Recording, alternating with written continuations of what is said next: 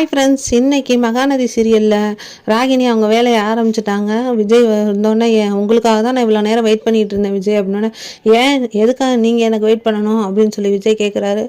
ஆமாம், முக்கியமான விஷயம் உங்கள்கிட்ட பேசணும் காவேரியை பற்றி அப்படின்னா, காவேரியை பற்றி பேச உனக்கு என்ன இருக்குது அப்படின்னு கேட்குறாரு விஜய். ஆமாம், அவளை பற்றி எனக்கு என்ன, ஆனால் உங்களை பற்றி எனக்கு கவலை இருக்குல்ல, உங்களுக்குன்னு ஒரு சீட்டிங் நடக்கும்போது நான் அதை தடுத்தே ஆகணும்ல அப்படின்னு சொல்லி ராகினி சொல்கிறா. என்ன சீட்டிங்கா?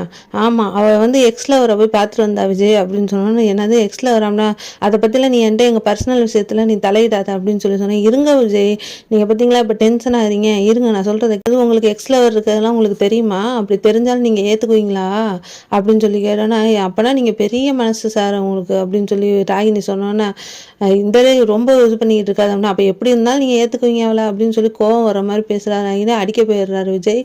காவேரி நிவினை போய் பார்த்தா என்ன தப்பு, நிவினை பற்றி எனக்கு தெரியும், காவேரியை பற்றி எனக்கு தெரியும், உன் வேலையை பாரு அப்படின்னு சொல்லிட்டு போயிடுறாரு விஜய்.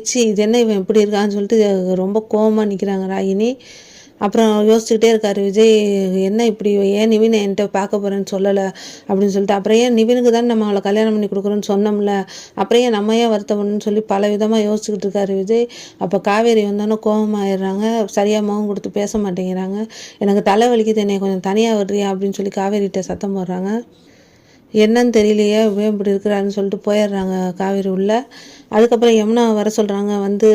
யமுனா, நீ ஐஏஎஸ் படிப்பை முடி, நிவினை உனக்கே நான் கல்யாணம் பண்ணி வைக்கிறேன், இது நான் உனக்கு கொடுக்குற வாக்கு அப்படின்னு சொல்லி சொல்கிறாங்க, ப்ராமிஸ் பண்ணுறாங்க. அப்போ யமுனா ரொம்ப சந்தோஷமாயிடுறா, கட்டி பிடிச்சி, அக்கா நீ என்ன சொன்னாலும் நான் கேட்பேங்க்கா, நான் கண்டிப்பாக ஐஏஎஸ் பாஸ் பண்ணுவேங்க்கா அப்படின்னு சொல்லிட்டு ஓடிடுறா. அப்புறம் அவங்க வீட்டில் சந்தோஷமாக உட்காந்து எல்லாத்தையும் கொஞ்சிக்கிட்டு பேசிக்கிட்டு இருக்கா யமுனா. என்ன இப்போ இன்றைக்கி இவ்வளோ சந்தோஷமாக இருக்கான்னு கங்கா சந்தேகப்படுறாங்க. என்ன நீ தனியாக உட்காந்தாலும் சந்தேகப்படுறீங்க, சந்தோஷமாக பேசினாலும் சந்தேகப்படுறீங்க, என்ன தான் நீங்கள் நினச்சிட்டு இருக்கீங்க யமுனா சொல்கிறான்.